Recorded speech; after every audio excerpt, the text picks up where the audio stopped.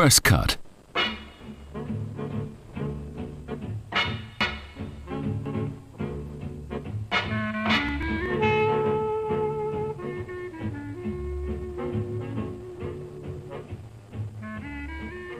I used to see Mr. Batchy before I started. When I was a youngster, we used to live up in Ballytruckle there. We used to stand up on the barrels looking in at the blowers. But one day we saw Mr. Batchy walking up. We always wondered what was in his briefcase. We never knew what a briefcase was. But one day we were standing on the barrels in Ballytruckle and we looked in and we were watching to see what he had. He took out a bottle of milk and sandwiches.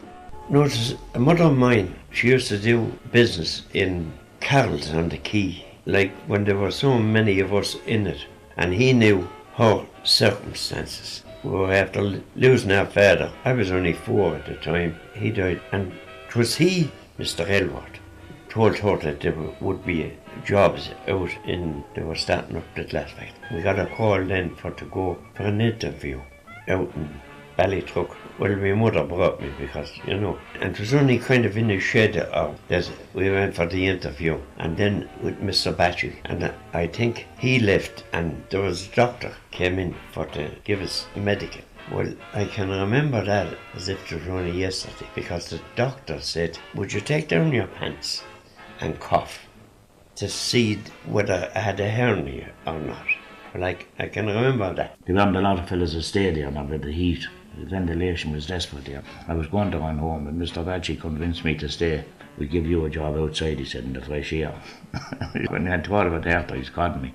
The sweat, Teddy Lynch, he was TD, and he met my mother. And he was asking her about the family and that. And she said, the daughter is home at the moment from England on holidays. And he said, what do you think of staying home? So she said, well, there's no jobs. That's why she went to England in the first place. So he said, I'll come over and see you this afternoon. He asked me if I'd go up and see Mr. Batchick up at the factory, and he gave me a letter.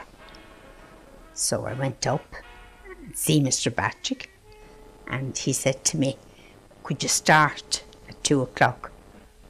And that's the way I started. And that's the way I started. The voice of Biddy Bowman, and before her Maurice Flavin, Tommy Hennessy and John McNamara, recalling first and fateful encounters with the place they and thousands of their fellow workers would give so much of their lives to. 4 voices, 4 stories, 4 lives. Just 4 of the many thousands of lives engraved into the history of Ballytruckle, of Johnstown, of Kilbarry, Butlerstown and Dungarvan. The glass is the story of some of those lives, and is a celebration of all of them. At its height, Waterford Crystal employed more than 3,000 people in 3 plants in the city and county, and had grown to become the largest manufacturer of handcrafted crystal in the world.